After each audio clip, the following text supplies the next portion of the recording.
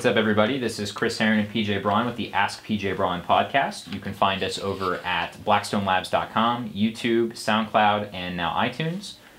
We are here today answering all your guys' questions. We're going to have a bonus question at the beginning with some guests. But first, we're going to talk a little bit about the Beat PJ contest coming up soon. And PJ's got more details on that.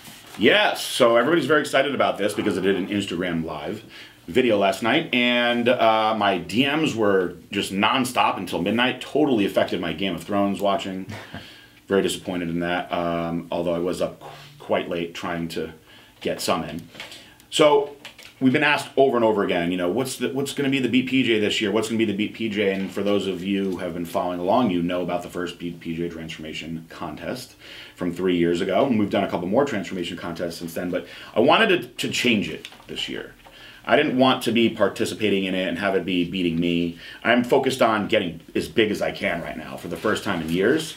And I shall be doing some things that may make it perhaps unfair for me to compete in the Beat PJ contest. That being said, I wanted to do a transformation contest where we spun it in a way that it was very interactive with our followers who are extremely loyal. And I wanted to give out cooler prizes than just like your random, like, you know, cash prizes. Now, just to get into the prizes, first place, if you win this transformation contest, and by transformation, it's very important that everybody understands, it is not the best body that wins. It's not the body that everyone's like, oh, that guy looks like a bodybuilder. That's not what is going to win, and that has actually not been what won any of the contests so far. It is the best change. It is the most dramatic change. So if you're somebody who's very, very heavy and loses a ton of weight, you are going to be in position to win this thing. If you're somebody that's super duper skinny and you put on a ton of muscle using our products and training hard, then you will be in position to win. If you're somebody that already looks great and just gets in a little bit better shape, well, you better get in outstanding shape because your transformation isn't going to be as dramatic. Now, how did we change it this year? Let me explain the rules to the contest. I developed 6 different groups. 3 for women, 3 for men.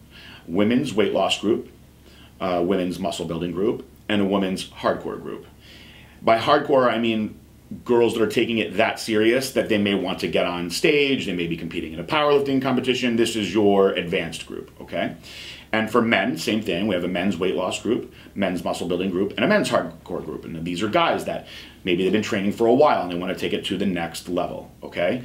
And these supplements are different for each group, and you have to buy a stack which will be discounted on the website, and there will be a discount code to save you even more money in order to participate in this contest. We will have the stacks up on the website. By the time this podcast airs, they'll already be up and there will already be people joining in.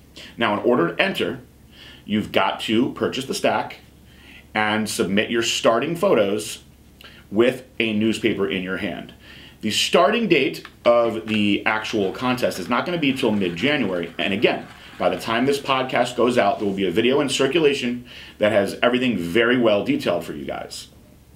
When you purchase the stack for the group that you feel that best suits you, you will be also getting a customized diet from me. You will be getting a hard copy and you will be getting a digital copy for your records. And this is your starting plan that I encourage you to follow. How do you proceed to progress from there? You follow my cardio Q&As every day. If you can't make it in the morning, I save them so they stay in my story for 24 hours. And if you have questions that you really need answered, that are important, that you need a coach to answer, you submit them to this podcast, and every week I will answer the questions. If we feel that we are getting bombarded with questions, I will add in a second podcast weekly. I'm sorry to drop that on the guys that are just finding out about that for the first time now, but we will figure out a way to make sure that we are answering your questions. Now, I don't expect there to be issues because most of you do follow the Q&A, and I answer everything and anything in the Q&A. So why should you do this contest? You know, what makes our contest different than everybody else's? Well, there's no better reason to do a contest than New Year's resolutions. This is the time where people decide they want to make a change. But what is inspiring you to make the change other than your own personal reasons? How about a first place prize of $10,001. Why is it $10,001? Well, you know that we love The Price is Right. You add in that dollar. When you're going for the gangster move on Price is Right, you go $1 up. Everybody knows that. And at Blackstone Labs, we love The Price is Right. We love The Price is Right so much that we have a Price is Right themed booth. We have a giant Price is Right wheel, and at the LA Fit Expo, we're going to be debuting the giant Plinko. So I might not even talk to any of the fans at the expo. I might just be playing the giant Plinko the whole time. So I haven't even been a part of Plinko since I pretended I was sick in 8th grade and stayed home from school. It's been about that long. So you get $10,001 if you win.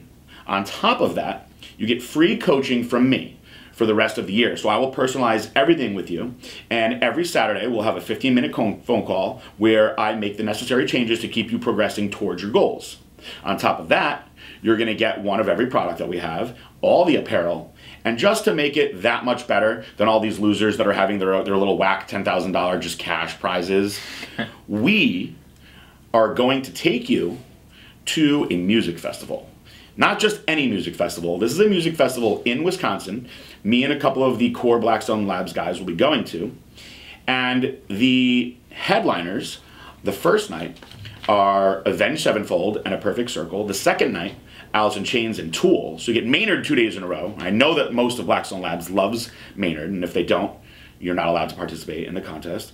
And there are great, great, great supporting bands. You've got Andrew WK, you've got Breaking Benjamin, Atreyu is going to be there, Parkway Drive, who I can't wait to see, is going to be there, Stone Temple Pilots, obviously they're missing a key member, rest in peace.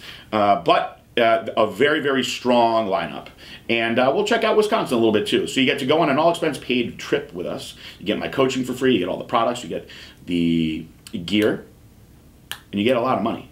So we encourage you guys to join this. It's going to be a lot of fun. It's going to be very interactive. Now, second and third place, we will be taking care of you guys as well. Second place is going to get one of every single product. They're also going to get all of the apparel. And third place, we're going to let you pick one product that you get every month for the rest of the year. And of course, we'll hook you up with apparel too. Now, how did I make this even cooler? I wanted to really go over the top with this. This is already just mind-blowing what we're doing. People are very excited about it, but I wanted to make it even more exciting. I am allowing the Blackstone Labs Legion to participate in this contest. And if a Legion member wins, the Legion member will become a full-time sponsored athlete.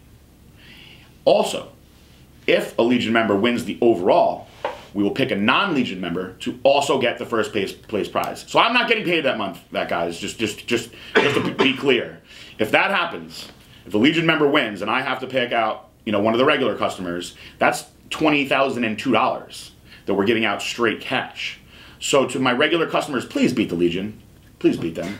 But to all my Legionnaires, as I call them, it's a great opportunity for you guys to transform, show yourself, support the group, help the group, and earn yourself a spot at the table as they speak and say, and be a full-time sponsored Blackstone Labs athlete. You will be the next one. I'm going to pick one February 1st based on the first 90 days, and you will be the next one after that makes it up onto the full-time roster. We want to show you guys that this Legion isn't some joke ambassador program.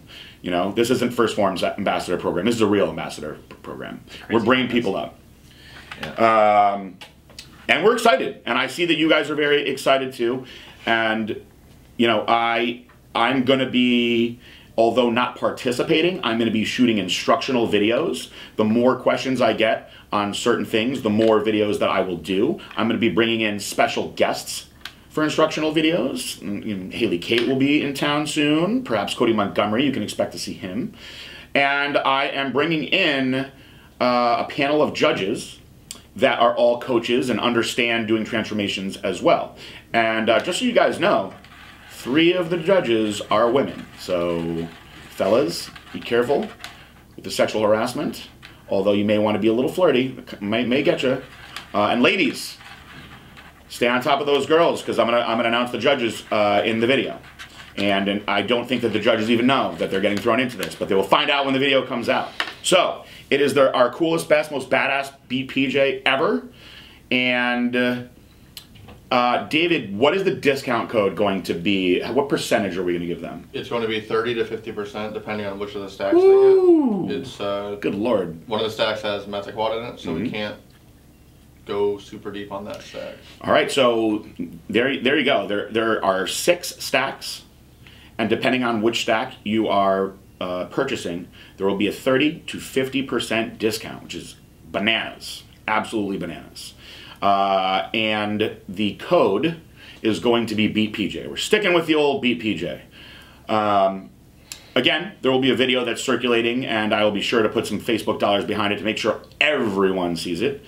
And we will not actually start the contest till mid-January, probably somewhere around January 15th. I mean, you can't get more to the middle than that. We'll find a nice Monday or so to really kick it off. But there'll be plenty of information coming out, guys. Really excited about it.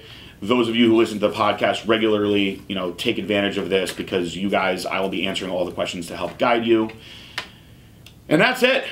Let's get into some questions. I've got some special guests with me today. We've got a question that I always encourage you guys giving me non-fitnessy questions. We like the outside-the-box questions. Sometimes we get some entrepreneurial type of questions. Sometimes we get, you know, what would you have done differently? Or what would you suggest I do differently type questions from business owners. Most of the questions are diet / gear / supplement related. So, since we have this outside the box question, I will let Chris Herron read the question, and then I'm going to bring in two very intelligent, very intelligent human beings who will be answering with me on this. But I'm going to let them take the stage because they have more experience than I do. You will be listening to David Winsauer, who's the vice president of the company. Been with me through it all. He is possibly a point or two shy of genius level of IQ. He has built all of our websites. He's a coder, and he's an all-around great guy. And we also have Ryan Niesky, another brilliant man. Very twisted in his mind, but in a good way. He uses his powers for evil, not good. He is known to like long walks on the beach and helicopter rides. He is a connoisseur of strange ales and beers, and he is a fan of bad dragon dildos. I am going to turn it over to Chris and then bring these guys in, and we'll, once the question is asked, you'll see why I wanted to bring some differing opinions in on this. And then I'll chime in at the end. Yeah, this is definitely a very hot topic right now. So the first question we're going to go with is from Sotiris. I've been watching you and your channel since you and Aaron signed Jason circa 2012. Big fan. Given your success with Blackstone Labs and your experiences with business and investments, I'd be interested to know what your thoughts are on cryptocurrencies. Do you think there's a place for them in the future? And have you personally invested in Bitcoin, for example? So with that, we're going to turn it over and see what these two gentlemen have to say on the matter.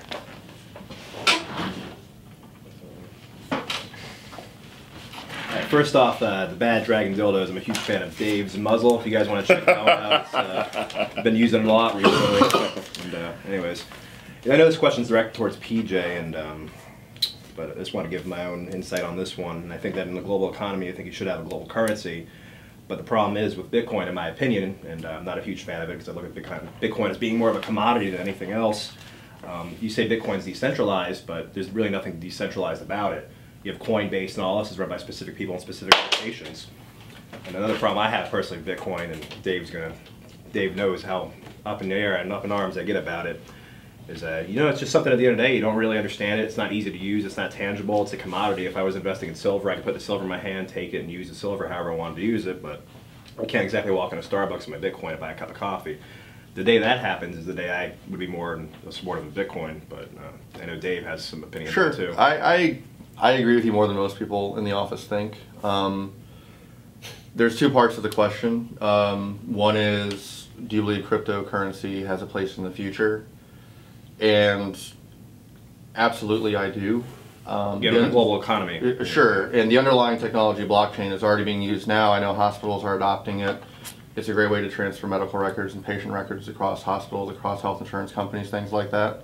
Absolutely. And it's much more efficient than what they're using now. It's much more efficient than standard database utilization and what even banks are using, because banks are using some outdated technology. I did invest in Bitcoin. It was around 4,000, and I put $1 grand or $2 into it, I think, and started spiking. Obviously, a little happy. And then I think we were actually talking about it on Facebook Messenger. It was a Monday or something like that, and Bitcoin went crazy high, and it's spiking. And I'm like, well, this is obviously going to crash. It's going to have to correct itself and everything. But Litecoin, the creator, who's a former Google employee, was going to have an interview the next day, on TV, national TV. So I thought a lot of people had no idea what Litecoin was. Of course. All of a sudden, you want to learn about it. You got this guy going on TV, as well as Bitcoin just shot up. So I put a grand or two into Litecoin that night, and then the next day it went up like 200%. It was pretty sick. Yeah. Well, that's exactly how you would trade a stock. You would always want Yes. to buy the news, which is the news of this guy about to Yeah, go on there, yeah. and then you would sell the hype as the price where it had Correct. skyrocketed up to 200%, where you dumped it, you locked in your profits. But I also dumped every piece of Bitcoin or cryptocurrency I have. I don't have any of it anymore. I dumped it a little while. And why did you do that? Did you get nervous? Nervous isn't the right word. You just got excited. No, I just knew it was way too high. It wasn't worth what it was worth. Had you had not dumped it, how much value would you have in it right now? Half of what I dumped it for. Okay. It's already Yeah. receded a lot. Yeah. And it was more of a gamble. It wasn't a serious investment. And this Yeah, is it's something exactly how you have to look at this kind of investment. like if you have let's say you have $1,000 a month, and Ryan and I might agree on this. So I think where we do agree. If you have $1,000 a month to put in towards savings or investing of any kind, you should be putting things in your 401k if possible, or IRA first, and maybe take like 5 to 10% of that, and you can sort of gamble a little bit. And even that gamble though, like he would gamble differently than I would. I decided to gamble on cryptocurrency. He would probably gamble in. If I want to pick another commodity, because Bitcoin is a Sure. commodity, I do want a little bit of commodities in my portfolio, and Bitcoin's a great way to, pick up some exposure to commodities. And I bought a Bitcoin around 79.50 or something like that, and it's been sitting there, and it's just kind of my eventual cash cow. If you were to sell every Bitcoin in the world, it's worth like $186,000 if every Bitcoin was used. That would be the value of Bitcoin. That's not going to happen in our lifetime, but it might be a little nice nest egg that sits in my portfolio, just in the corner there, something I don't really look at or touch too often, just the same way I would have gold, silver, or oil. Yep. Same thing with commodities. So I personally don't like digital currency. I like the idea of digital currency. I like the idea of having a global currency, but buying into the hype, and I think it's just picking up too much. It's all hype right now. There's way too much hype. And in it's it. all sell hype, sell hype, sell hype. Yep. And I think if Bitcoin hits maybe below like 7,000 or 5,000 again, I would I probably would go dip, back into yeah, it. I would dip my toes into it again. And the only thing you use Bitcoin for, again, I use the example of coffee. You can't walk into a Starbucks, get a coffee to pastry if you're Bitcoin. Sure. But if I want to buy testosterone, something I want to buy online, for example, I want to use, Something you don't Bitcoin. want to have a record of. Of course. Your name. Sure. Exactly. Yeah. And the big appeal is that decentralization, but at the end of the day, remember, it's not truly decentralized. That's the only opinion I really strong about on Bitcoin, but I don't like it. I know this question is more directed towards PJ. Well, I'll chime in at the end, and I will tell you, I have maximally funded my 401k for 3 years. I have a financial advisor. His name is Jason Castaldi, and I grew up with him. He's one of the most intelligent men I've ever met. Out of all my friends in high school, we always say he's the one that really made it. Although I believe I have surpassed him. It bothers him. But as far as money goes, he is the guy that I trust the most. And I've had a lot of luck, as I like to call it, with him in the stock market, taking more aggressive. Especially this year. Yes, taking more aggressive moves with him. And in fact, if it was not for him and what I have been able to achieve in my brokerage account through the stock market, I would be in a very bad place right now because I actually utilized, unfortunately, my brokerage account to pay off most of my divorce attorneys and forensic accountants. So thankfully that money was there, and I had a lot of growth. And you can't expect to have the growth that I had to start out every year. It's not realistic, but he has a very good reputation, and he and I were speaking about this recently, whether or not I should be investing into this. And I didn't really have a strong opinion on it, and it just so happened that the guys were somewhat in a debate. I don't want to say a debate, but there was a discussion going on in the office of the pros and cons to it, and I said I found it interesting that they were discussing it when I had just started looking into that. And as of this point, have not invested anything into it. I have looked at some of the others. There is the, Chris Heron and I were talking earlier, what is one of the other ones, the Ethereum? Yeah, there's Ethereum and there's Litecoin are the two other big ones. So the Litecoin, I was like almost being pressured by this guy the other day that I'm a fool to not get involved in Litecoin now because Bitcoin is going to crash. And then Ethereum, I guess, is the one that you can get into for the cheapest right now. No, it's Litecoin. So Litecoin is cheaper right now. Yeah. It's also very hard to use Litecoin. Okay. My thing is, and I don't mind being honest on this show, is right now, I do not have the normal investment money that I would normally have. And this 2018 is going to be a rebuilding year for me on a personal level, not for Blackstone Labs. Blackstone Labs is still going great, but anybody that's gone through a divorce, when you're in a powerful business position like myself, it can become quite expensive. And this year, I will have to be conservative with my investments. I've looked into a lot of things from real estate, which I'm highly interested in. More interested in the real estate than I am with the cryptocurrency, to be completely honest. Because I do believe if you get yourself in the right place, especially with a building, that passive income that you can get coming in, that residual income, as they call it, for years to come, I think is extremely, extremely valuable if you're in the right spot. Especially in a down market. For example, if you were to have this Bitcoin right now and you were just sitting on it, you wouldn't be collecting a dividend and everything on it. You would just be losing money. Whereas if you had some real estate and you would, the property value was going down, you could still rent out the rooms, just rent out the space. Exactly. So I am highly interested in other investments. I'm actually working on doing something with cars soon, but as far as the cryptocurrency, I can't, at this time, I can't say that I will really dive into this. So I wanted to bring in some guys that have experience with it, and I hope that you guys enjoyed that we brought them on. Good question. I like the variety on this show. So feel free, guys, to bring us in with different questions. There's a lot of intelligent guys in this building. If you want somebody to answer all your diet questions, no one's going to answer it better than me. But if you want to talk about other stuff, I have brilliant people that work for me. There's a reason why Blackstone Labs has been so successful. It's not because I am handsome and very, very funny. It is because I have brilliant people working for me. So on that note, thank you, gentlemen, for chiming in your opinions, and we will get into the fitnessy stuff now. Thank you. See you guys. Thank you, guys. Yep. See you guys later. Yep. What do you think of that, Chris? I agree with most of them. I mean, Bitcoin's been around for quite some time now. I had an opportunity back when it first came out. I had a friend that actually asked me about it, and I've always been big into the computer tech scene. I've always been had the best possible computer I could possibly get, and he knew that. He said there's this thing out called Bitcoin. You should start mining it. You have this really badass graphics card. Why don't you start doing it? Mm-hmm. And I looked at him, and I basically had the opinion then that I have now. I'm like, this seems like this hugely unstable, crazy thing that sounds like it's going to be a flash in the pan. I mean, it's been a little bit more than that nowadays. People have actually made a lot of money on it. Of course. But I still don't feel like it's as solid of a thing that's going to be this thing that lasts 100 years. It's not going to be the new gold standard. It's not. No, and I think that it's something that can be, like anything that's tech related, I think that it's something that can be consistently updated. Mm-hmm. And it's one of those things where the next best thing's going to keep coming. Yeah. Which leads me to believe that the originals, like the Bitcoin, for instance, have to crash. Oh, yeah, absolutely. And that's what scares me about that. So, like, some of the things that I have my investment dollars in, I have some investment dollars in some medical companies, for instance, some medical device companies, some companies that are working on new prescription drugs. And these are things that if they get passed or if they are brought to market, I mean, you're going to be looking at many, many, many years and many, many billions of dollars of sales. Right.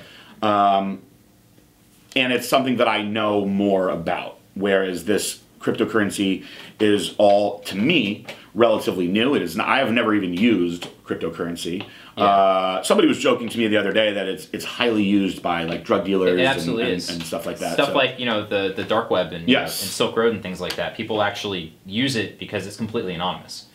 Well, I don't frequent the dark web, so that's probably why I'm behind the scenes on it. There's another aspect to it that most people don't consider. It's that the hardware that is used to actually mine the cryptocurrency becomes prohibitively expensive because miners start buying it up. So people that are using the tech for things that are legitimate or things that, like running a business, for example, if we wanted to upgrade computers in the building now, it'd be more expensive than it otherwise would normally be because of crypto. Okay. So there's a whole other financial aspect to it that a lot of tech people don't like because of that reason. I understand. Yeah. Very good. Our other questions. The first question is from Josu. They say, I just finished getting my bachelor's degree and find myself bored with extra time on hands, thinking of starting a blog or vlog centered around reviewing things that I love, supplements, bodybuilding, athletic gear. As a successful entrepreneur and someone who runs a supplement company, what would you recommend I do to start out and get it going so that I can gain interest from viewers and also companies like yours, so that I can send product reviews instead of going broke doing this? Also, if I were to review one BSL product, what would you recommend it be? I lastly want to say thanks for staying strong during a rough year, PJ. 2017 tried to kick your ass, and you can come back strong and seem ready to tackle 2018. It's truly inspiring to see. Well, for starters, thank you very much. I appreciate your support. 2017 certainly did try to beat me into the ground, but somehow I am not dead, and I'm very excited about 2018. Things look to be on the up and up in many ways. There's still a lot of things that I'm sorting out right now, unfortunately, but I appreciate your support. This was actually one of the last questions that I wanted to move to the front and get out of the way first, because I was in your shoes, Josu, and I can tell you this. It is very, very, very important to build your brand, build the brand of Josu, and make people want to follow you and listen to you and see what you have to say. And to do that, it requires a lot of work. You're going to need to be very, very active on social media, and you're going to have to put content out, you're going to have to build a following, and you're going to have to get people behind you and have people supporting you. If you have friends that will repost your stuff, please ask them to do that. If you can get anybody else to repost your stuff, please ask them to do that, because you need to generate an interest in you. If there is no interest in you, then you will be essentially worthless to any of the people that you want to do reviews on. So let's just break this down line by line, right? You want to review products, right? And you're asking me, for instance, if you were to review a BSL product, what would you recommend it be? Now, I'm in a position now where my company is successful enough where when I have somebody like you who's trying to make it, I encourage that, and I will send you literally anything you want to review. Now, we'll come back to this in a second. If I wasn't in that position, perhaps if I was a newer company just trying to make it, and I looked at you and you were, you know, Josu nobody, I may look at it like, well, what is this guy going to do for me? He's just getting a free product that I got to pay for. Nobody's going to care what he has to say. You know, why would I send him one? I got 50 people a day asking me for free products. And that is going to be the speed bump that you run into, okay? It's great that you got your bachelor's degree, and now you have this time on your hands. You've got to figure out really what you want to do to maximize it. So you're going to have to come up with some sort of clever name for what you're doing. You're absolutely going to need to start a Facebook page. You're going to have all your social media linked, and you're going to have to spend a lot of time building your brand on each social media platform. Twitter, Instagram, Facebook, even on Snapchat, which is dying a slow and pathetic death, but I think it's kind of funny for all the little kids that love Snap at one moment. I will tell you this, although Instagram is the most popular, you know, leisurely swiping pastime, Facebook is more valuable than anything. And if you build a good business page for yourself or a public figure page for yourself and you open up your subscribers and start offering to do some reviews for free, you will have people send you stuff. It'll start slow, but they will send you stuff, and you've got to put the time into it. You've got to write a hell of a review, okay? Where people are like, wow, this guy's very detailed. He really knows what he's doing. You've got to put time into it. And you've got to establish yourself as a personality, not an image, a personality that people want to go to because they trust what this person has to say. And you're going to be fighting an uphill battle. I promise you that. It's not going to be easy, but it can be done. I've seen it happen, and I have people now that review products for us from different websites. You have Stacked News reviews our products all the time, and you've got Price Plow does reviews on our products, and we love those guys, and we appreciate it. But they've established themselves, and they've been around for a while. It's not going to be something that happens overnight.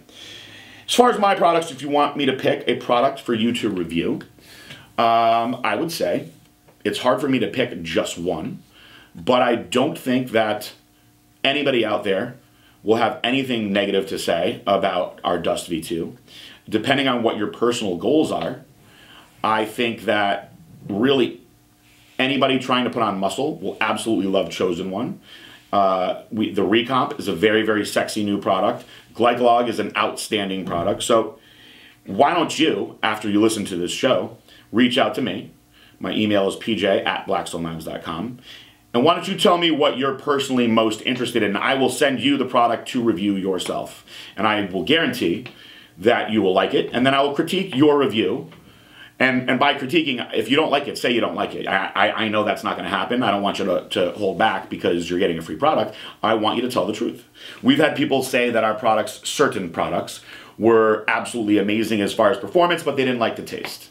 And you know what? That's a personal thing. Some people love the taste of certain products we make. Some people don't. You can't please everybody in that regard. But I will be happy to assist you in this venture, and perhaps I will be the first person to get you going. So give me that personal email, and we'll go from there. All right, our next question is from Michael. They say, training for size versus training for strength, what are the differences? Why does it seem some guys can achieve both at the same time? Thanks again for being such a great resource to the bodybuilding community. It was my pleasure. Thank you for saying that. Now, here's the thing. They're dramatically different. So look at the best Olympic lifters in the world, the guys that do the snatch and clean and jerk. They typically stay in the same weight class their entire career. And when you look at the Olympics, this is only every 4 years that they're actually being on that big stage. They're still doing world championships in between, but they're staying in the same weight class and moving up considerably as far as moving weight, okay? So let's look at this. Training for size versus training for strength. When you train for strength, you're teaching the muscle to be strong. You're teaching the muscle to explode a certain way, and you're teaching the joints and connective tissues to be able to hold that weight, to be able to bear the poundage that's weighing down on it. And it's a very, very explosive and dynamic type of training, okay? So it's a lot of technique and repetition involved in being strong at something. If you go outside and you try to pick up a strongman stone, now you may not be able to do it. I can give you a stone that's half the size, and I can teach you the perfect way to pick it up, where you're using all of your body weight, right? And all of a sudden that stone might feel really, really light. And then just from getting that technique, you may go over to the big stone and be able to pick it up the same day, just from learning that technique. Because strength training comes from repetition, technique, and proper execution of form. Size training, on the other hand, is much different. To achieve size in the gym, or muscle hypertrophy, if you want to get really specific, where the muscles are growing, you need to attack the muscles in a static format from many different angles, where the blood is being consistently drawn into that particular area. And to sum it up simply, just in a way that everybody can understand it, if you force as much blood into the muscle, where it just keeps expanding and expanding and expanding, it has no choice but to grow. And to be a little more specific, your muscles are enclosed in what's called the fascia. All of your muscle is cased inside fascia, like a sausage with the little casing on the outside. Or if you look at like an apple, the actual skin of the apple is what would be the fascia. The inside, of the apple, the actual apple itself, that is the muscle. You have that skin on the outside holding it in place, right? So your fascia holds the muscle in place. But if you can generate an excess amount of blood over and over and over into that area where it expands, expands, expands, expands, and if your nutrition is on point, and your supplementation is on point, where while it is expanding and the blood is being pumped in there, it's carrying these nutritions, it's carrying these supplements that you're taking that are providing all these great benefits, you can expand the fascia and give the muscle the opportunity to grow more into the fascia. And that is the main difference. Because when you're doing this explosive strength training, your time under tension is very short. So you're not really getting to the stage of driving the blood into the muscle. You're just activating everything explosively at once to move the weight. The mindset is different, the execution is different, and the time under tension is dramatically different. And I hope that answers your question well. All right, our next question is from William. They say, hey PJ, so I'm 17 and I used to be 215 pounds at 5'6". I don't know anything about dieting and I decided to lose weight. Well, I developed the eating disorder and exercised like crazy. I wasn't eating anything and lost about 50 pounds in 3 months.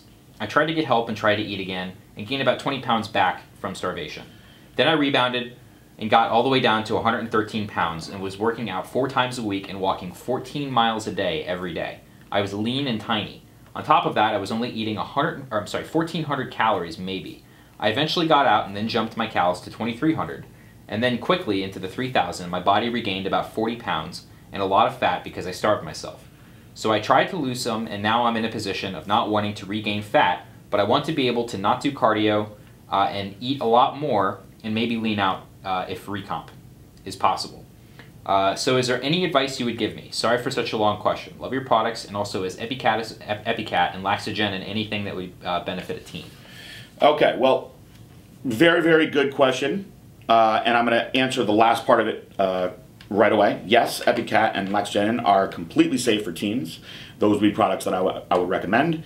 Now let's get into the meat and potatoes of your question. For starters, I am very sorry that you have gone through this. You know, you don't see as many men with eating disorders, but they are out there. And having a eating disorder like you have is you know, it's a psychological disorder, and it is very, very difficult to beat. You're going to have to come to grips with the fact that the only way to fix this is going to be with food. You can't just go with this yo-yo, I'm going to starve myself, and then I'm going to gain 40 pounds, then I'm going to starve myself again, because it is, not only is it unhealthy, but psychologically it's going to really mess you up. And you're going to become depressed, and you're going to become very dependent on where you're at in your dieting. So what I would suggest to you is put the cardio back in. Not 14 miles a day. Let's just say you walk for, let's just say you walk for, why not even start for an hour? Whatever you can get, however many miles you get in an hour, okay? Let's start at an hour a day. And wherever your calories are at now, let's keep them consistent. Let's not change it. And let's keep the cardio going and see what happens. If you're at 3,000 calories now, you're at a pretty high level. You went from 1,400 to 2,300 and then 3,000. So you made big, big jumps. Now, this is what I try to explain to people. If you put nitrous in your car and high octane gas and racing tires and a professional race car driver and put him on a course and say, go as fast as you can. And he goes as fast as he can, You're like, wow, look at what my car can do. How can you expect to have the same performance when you take the nitrous out, put the regular tires on, and stick just a irregular driver in the driver's seat? You can't. You just made dramatic changes out of nowhere. You will not see the same performance. So in the human body, you are doing an excess of cardio on a minuscule amount of calories, and then you pulled all the cardio out, jumped up the calories, then jumped them up again. Of course you were going to rebound. I mean, of course you were. So my suggestion is to get back going with some cardio, and let's put the calories at like 2,000. Okay? Stay on that. Do not miss meals. Stay consistent with your meals. And after 2 weeks, monitor yourself. See if you're gaining weight. See if you're losing weight. It's not a bad idea to go get some blood work done to see if you've had any thyroid damage. But after 2 weeks, if you're staying around the same weight, that is a monstrous victory. Increase the calories a little bit. And we've gone over this reverse dieting talk before on this show. You've got to back yourself out slow and steady, so where it's not a shock to your body. Anytime you do something that's a shock to your body, something dramatic is going to happen. It might be positive, it might be negative, but there will be a dramatic change. You gave yourself a shock. That unfortunately caused a dramatic change. You can absolutely fix this. It may take 6 months, but you're going to fix it by eating, and by eating consistently more. All right. Our next question is from Frank. They said, looking to do cycle to get lean as possible and starting keto in January. I also have a cycle set up of Ripped Blend, Prop, Tren, Maesteron, and Maesteron 150 milligram, and Winnie. Also was going to add Clen to some point. How would you set this up for the best results? Well, Frank, if you're going to make a transformation like that, you should absolutely jump into the transformation contest. You really are in perfect timing for it. By the time this podcast hits, the video will be out, and we will be taking the entries. So you're a candidate. You're absolutely a candidate for sure if you're going to transform yourself like that. Just a quick breakdown of what you're doing. You've got yourself some testosterone propionate, some Tren, some Masteron, and you've got yourself some Winnie. So you've got all the pre-contest drug protocol stuff. Very good. I hope that you're not a beginner, because this is a bit of an aggressive amount of stuff. But to make it very simple for you, let's just say you wanted to run this for 8 weeks, okay? I would suggest being on the keto diet first. And I know you're probably not going to want to do this, but why don't you do the keto diet first for a month? See what you get just being on the diet first, because then you'll know how well the diet is actually working for you. Before you add in these things that are designed to put muscle and weight on you, why don't you just focus on the diet first? Do the diet for 30 days. And then I would just do a cc of propionate, a cc of tren, and a cc of masteron every other day for 8 weeks. I would save the Winstrol for the end. You didn't specify whether or not it is oral or injectable. But if it is oral, you will need 50 milligrams a day. But when I say 50 milligrams, that's a very good, solid dose. You can absolutely get good results on 25 milligrams, especially with the other stuff that you're doing. If it is injectable, you're going to want to do 50 to 100 milligrams every other day. As far as the cleanse goes, I do not feel that it is completely necessary with everything that you're doing. I like a 2 weeks on, 2 weeks off protocol with cleanse, but I do not feel that it is necessary with what you're doing. I think that you're better off just getting a legal fat burner like our Cobra or Paraburn, as it's going to be called soon, and maximizing that versus the cleanse. You've already got the real important stuff in there. All right, our next question is from Nick. They say, in your experience, what would you say is the most important thing to establish within your company? And what have you learned from your mistakes and taught you the biggest lessons? I value anything you can pass on to me, PJ. Well, I can tell you this.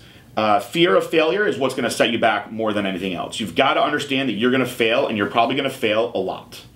And if I could give you a great bit of advice, get yourself a book. It's called The E-Myth Revisited. This book I have read probably 4 or 5 times, and it is the book that changed my life as a businessman more than anything else.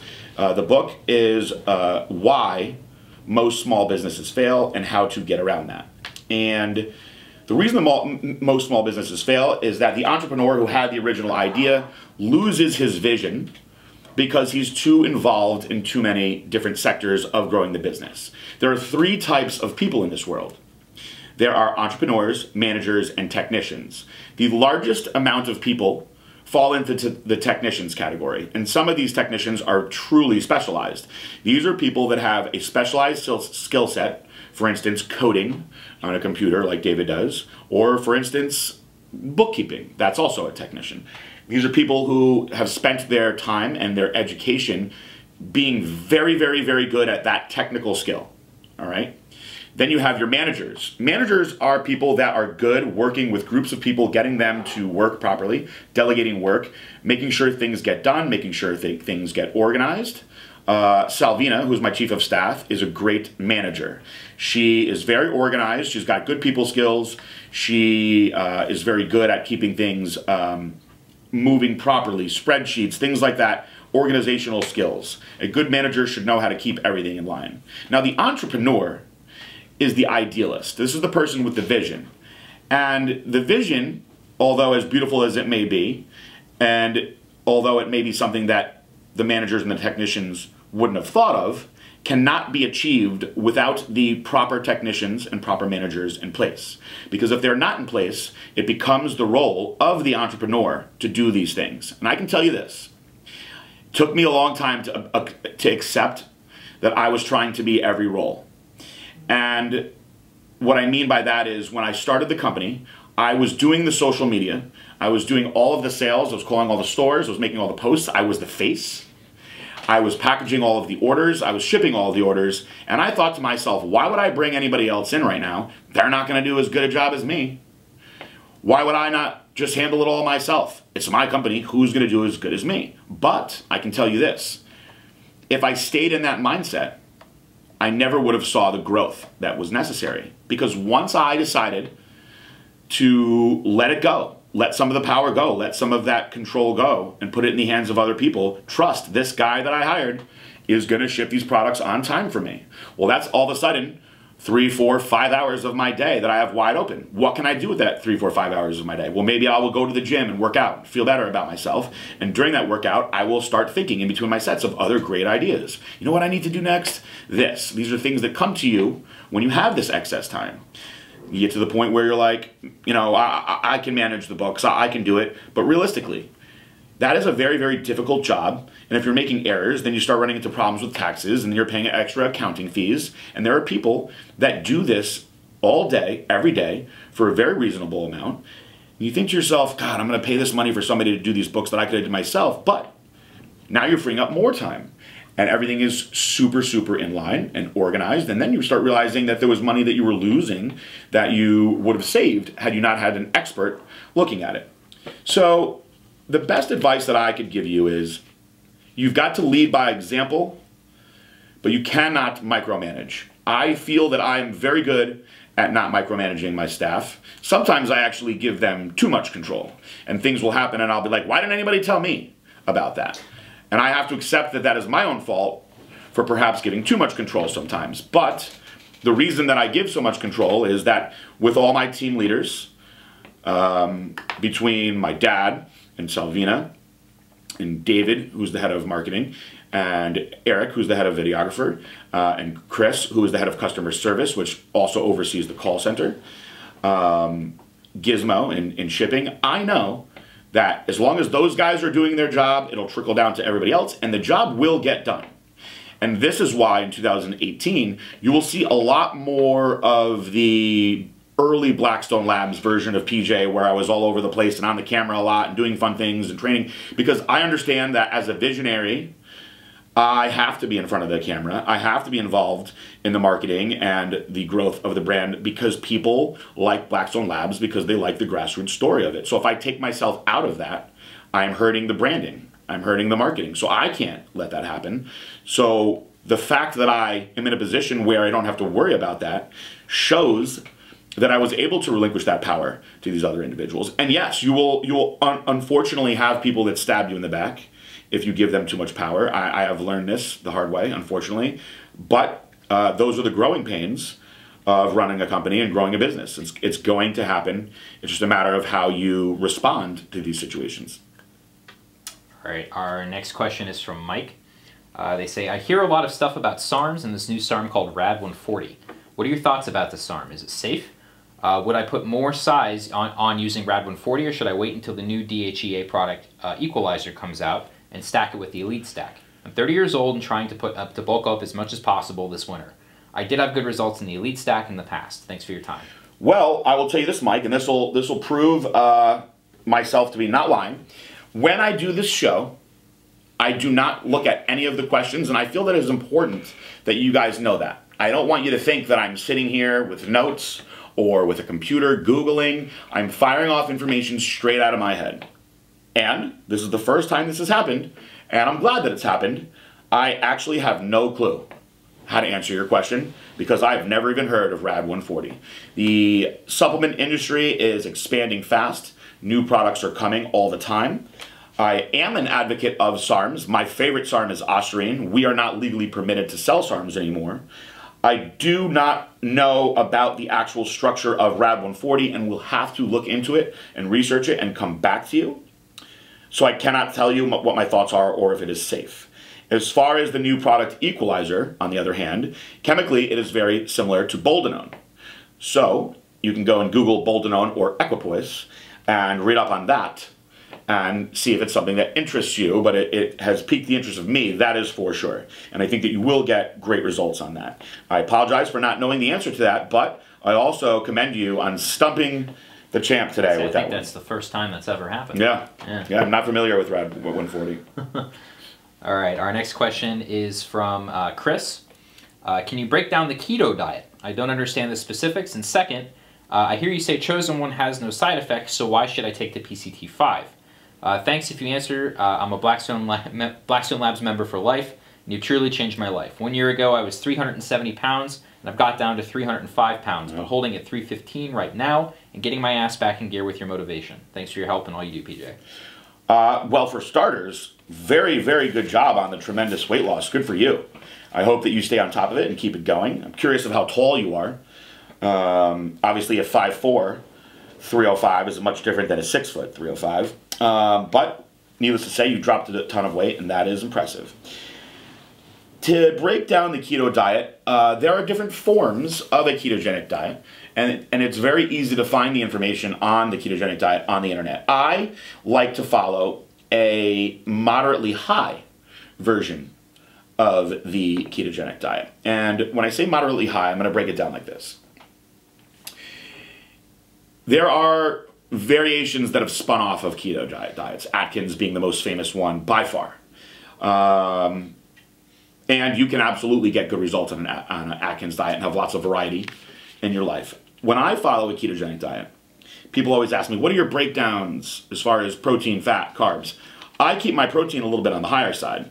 So I'm going to be at about 65-70% protein and about 25-30% fat, and really usually less than 5% carbs, okay? Now you'll see other formats that are close to that, within 5, 10, either direction. Usually the carbs are always going to be 5 or less though.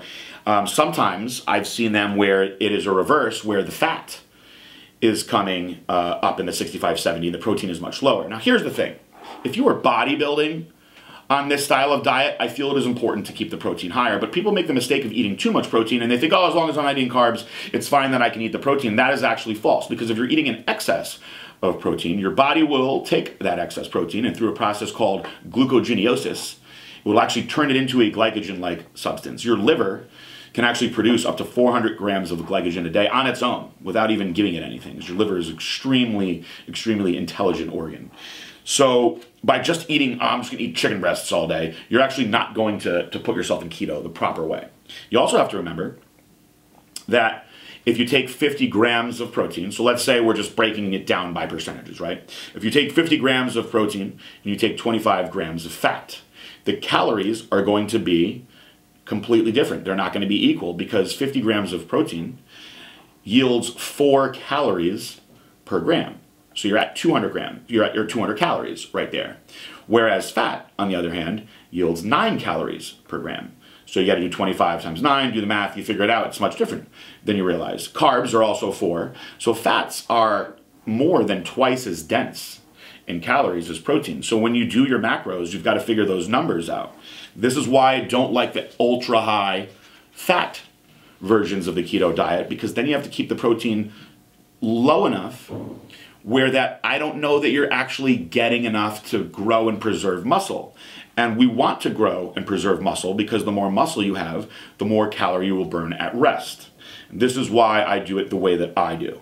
And anybody that is doing the contest, I designed the men's and women's weight loss around my style of ketogenic diet. So I really encourage you guys to jump in on this and participate, especially if you're interested in keto, because I did the work for you. I gave you variety. I told you exactly how to do it. Plus, you're going to get a big discount code. And if you don't want to participate in the transformation, when I was coaching, if you wanted a single diet written out like that for you, that was a $300 value, no matter what.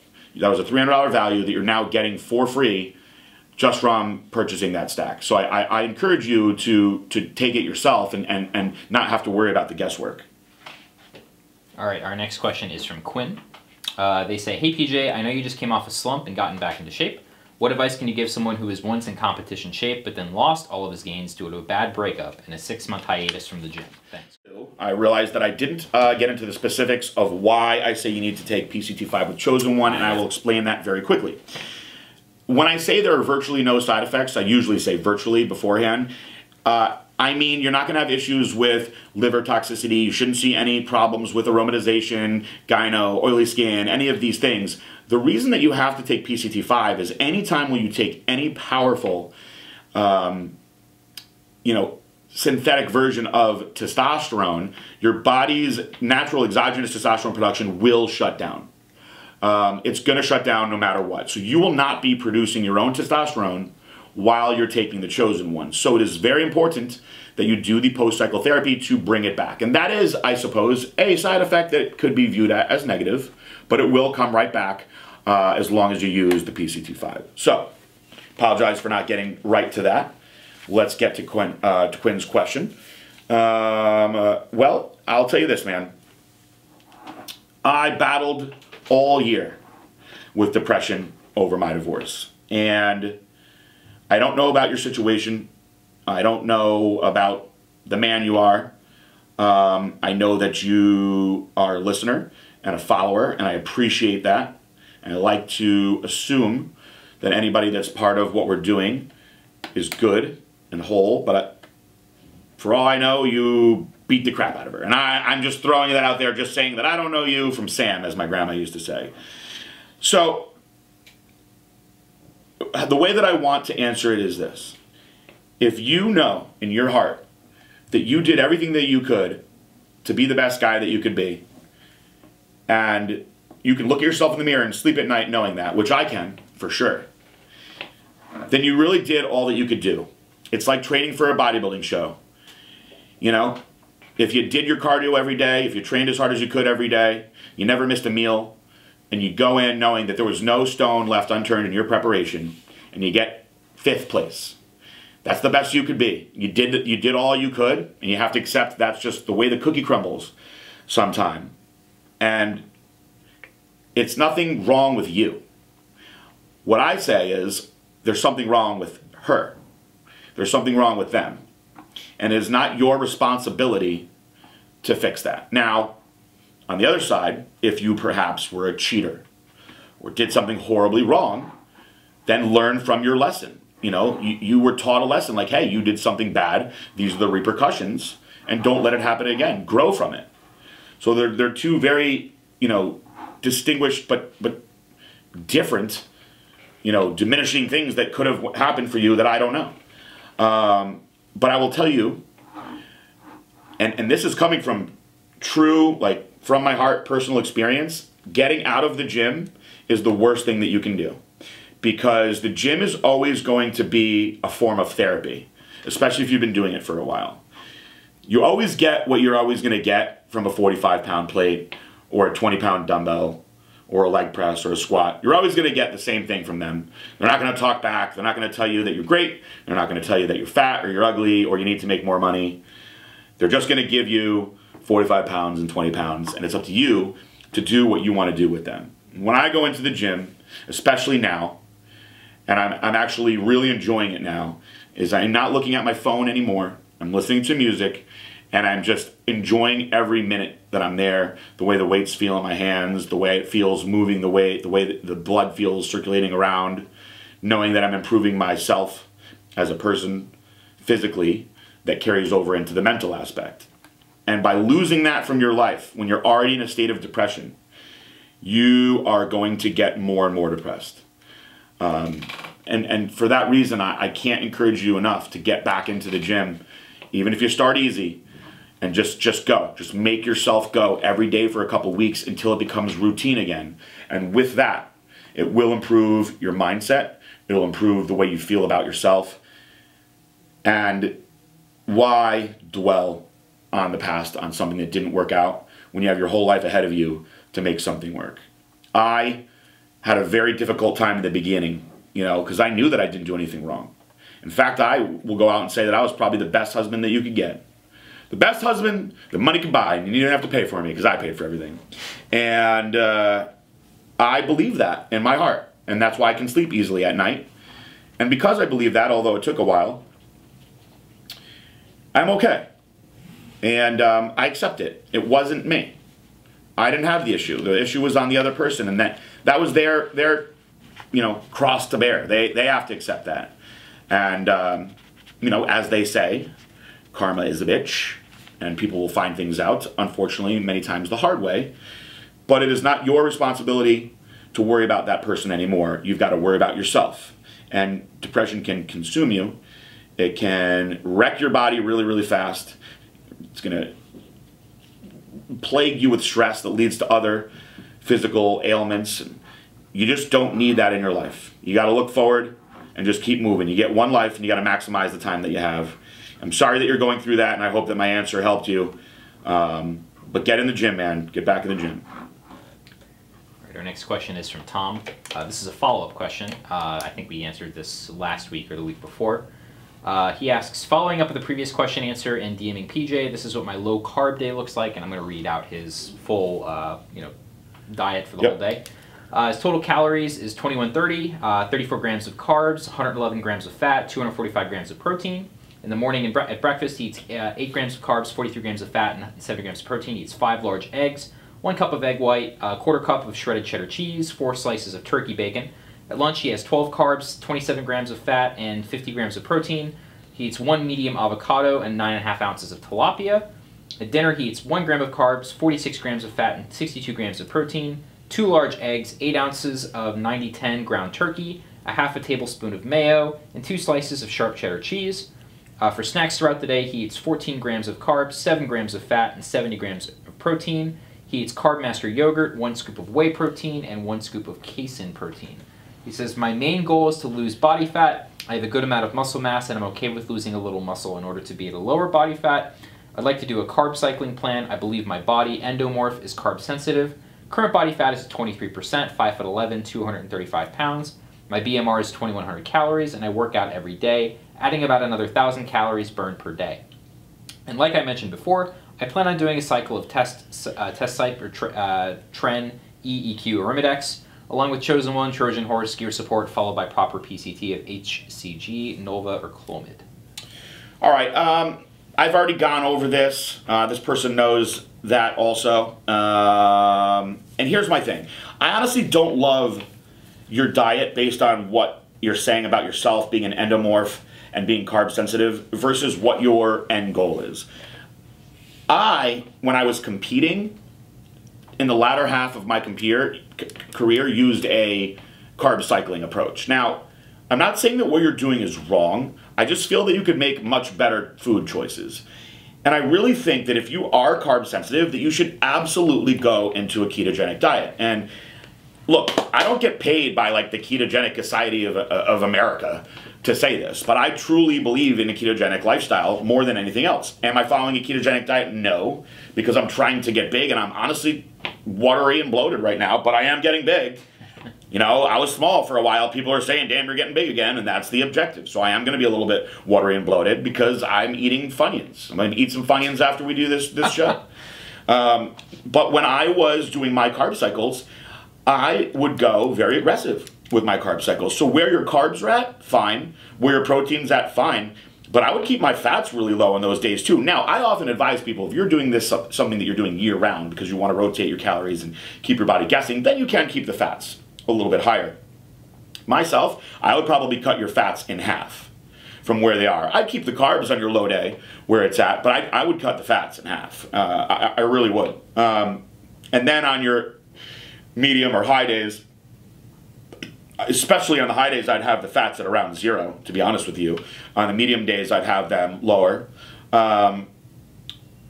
I just think that, you know, your choices that you're making based on what you described about yourself, you're going to get there so much slower than you need to. I think if you go 30 days keto, give it a chance, go 2 weeks of straight keto, then have a refeed either day or meal, then go back into it for a week and then have those refeed day or meals. I think that you'll see some, you know, substantial weight loss, and I think that you'll really like it. Anytime I have somebody that tells me that they're carb sensitive, the first thing that I want to do is get them off the carbs and get them on a ketogenic diet. If you know you're sensitive to something, get that something out. You know, if you told me, oh, I can't eat fat, it screws my stomach up really bad, well then perhaps a ketogenic diet wouldn't be for you. But I do believe that anyone can benefit from a ketogenic diet. And I hate when people say, oh, I can't function right without carbs. That's bullshit. There's not a single bit of science behind any of those statements. There is no such thing as the old, your brain needs X amount of carbs to function properly. That is a fallacy. In fact, you actually do not need carbohydrates at all. You do not need carbohydrates at all. There are 3 macronutrients: protein, fat, and carbohydrates. You have to have protein, and fats are essential for survival. You actually do not even need carbohydrates. You can live a very healthy life with no carbohydrates. You remove the other 2, and you will not be healthy. So what does that tell you? Carbs, our body has been taught over the years, because our parents are fat, to be our body's energy source. It's very easy for our body to run off carbs, to turn them into glycogen as energy. So when that happens, whatever's left over, protein, fat, whatever calories you have, will typically get stored as fat. So by removing that easy to burn energy source, your body will burn its own fat stores, which is the great benefit to the ketogenic diet. You're basically burning the excess shit that you want to get rid of. And for that reason, I would really like to see you go in that direction. As far as your cycle, yeah, great. That's a good combination that you've put together. You should see aggressive results from that. And as far as Trojan Horse, outstanding product that you can take for very long periods of time. That's a product that goes great on any diet. Gear support, I feel you should take year round. Your PCT, I would make one change. Instead of doing the Nolvadex, I would suggest doing Arimidex, although you can do it with Nolvadex. You're going to want to front load the Clomid in the beginning for the first 3 weeks and be on the HCG, 250 IUs a day for 40 days. But front load the Clomid and stay on the Arimidex, probably 1 milligram every other day the whole time. Now, just doing that, getting on the keto and throwing that gear in, you're going to get harder and drop a lot of water. And then when you run the PCT, you're going to get rid of all the rest of the water. You'll be smaller, but you're going to get rid of all the rest of the water that you normally would be holding if you were still cycling in carbs. So think about that. That is my strong suggestion for you. All right, our last question is from Steve. They say, after losing weight, I now want to fill in with some good solid muscle. I only take 100 milligrams of test cipher per week, and the doctor won't up it. Last test levels were around 550, and I had not had a shot for 10 days and did not take any Apex Male test booster for over a week. I figure my levels were probably higher before the blood test when I was running everything. Anyway, if I start on Methaquad, will I have to take Eradicate, and will it interfere with my current test cycle? Can I still use the Apex Male as well, or is that even necessary? I value your input. Thank you for everything you do. Thanks for keeping me on track with that personal challenge I'm going to do. You're a hell of a guy. Thank you, Steve. Very good question. Will your doctor prescribe you HCG? If he will, here's my advice to you. Ask for the HCG, keep the test, okay? Save it. Even if you can just get an extra bottle of test. If you can run the HCG for about 30 to 40 days, 250 IUs a day, the reason that I'm wanting you to do this is you're going to stimulate your own natural testosterone production. While you're doing the HCG, I would absolutely be taking the Apex Male, maximize it, okay? The main reason I'm wanting you to do this is because now you'll have the ability to have a little bit of an extra test lying around. So even if you can go to 150, I'd love it if you could go to 200 milligrams a week. But if you go off for a little while, but still order it, you'll have it. It's a little trick that I even do with my doctors. Once you get back on, try to do the higher dose, and I would strongly suggest stacking it with Chosen One. The Chosen One will make your free testosterone higher. So you'll maximize what you're getting out of the testosterone that you are adding in. So if you're only able to do 100 milligrams, the Chosen One will make that 100 milligrams work better. If you're doing 200 milligrams or 150 milligrams, it will make that work better. But it will absolutely boost your free testosterone, and you will notice a significant change. If you are doing the HRT and the Chosen One, you absolutely do not need the Apex Male. I would strongly suggest using the Apex Male during the HCG phase, which I think can do a lot for you. Really, I tell most guys, if you're not worried about having children, you don't really need to do the HCG because you'll probably stay on HRT for the rest of your life. The other option is trying to find another doctor because there's plenty of doctors down here that will prescribe you 200 to 400 milligrams of test a week. And it's not hard to find. As far as the other supplements, the Methaquad will make a very big difference, absolutely. And the Eradicate will keep you drier with the Methaquad and the test, especially if your doctor is not giving you Arimidex. Now, if you do have Arimidex from the doctor, I would suggest anywhere from 0.5 milligram every other day to 1 milligram daily. That's going to keep you drier. It's going to keep your fat down. And you don't need the Eradicate if they are prescribing you the Arimidex. As far as taking them with your current test cycle, you're just going to get better results. So that is my advice to you, and you know that you can DM me anytime. Steve Sampson, the first ever customer of the month. For those of you that don't know about the customer of the month, every month, we already picked this month. I announced it in a video on Christmas.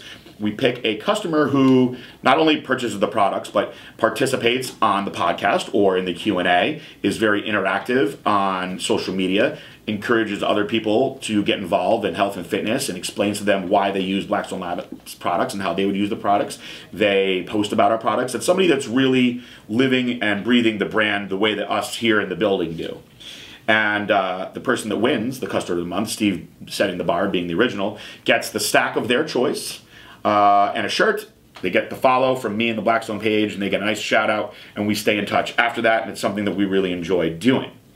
That is the last question. Before I let Chris take us out, just want to mention again, the Beat PJ code is anywhere from, David said, 30 to 50% off, depending on the sacks. That's huge. We don't really do stuff like that often, guys. And you will have a couple weeks, you know, if you don't have money right now, you need to save up, you got to wait for a paycheck, whatever, you need to wait till the new year. We're going to let this run until January 15th, and then we will start. So nobody can jump in after that. You get the $300 value of the plan design that comes in a digital as well as hard copy, and you get my coaching the whole time, and the chance to win big at the end. So very good questions this week, and I hope you guys like the banter in the beginning and us mixing it up. I think I might bring Haley Kate on the show in a couple weeks. She is a coach and trainer out in LA. Very, very beautiful girl, great personality, and if there are women that want, you know, specific questions answered for Haley Kate, I'm going to have her sit in, and maybe we'll take some questions specifically just for her, or if you want to just make fun of her, because I make fun of her a lot. She's a very good sport, so she's not somebody that you can crack easily, but she will be in town. If you guys like the format of bringing people on or the banter in the beginning, let us know. We like the feedback. For sure, definitely. Any kind of feedback that you guys have, make sure that you throw it our way, because we'd like to hear it. I'm sure you'd take it on your morning your morning Q&A, and we'd like to hear it at askpjbraun@blackstonelabs.com. That would definitely help. With that, we're going to wrap it up. This is the 6th podcast. You can find us over at blackstonelabs.com, SoundCloud, iTunes, and YouTube. And we will see you guys next week.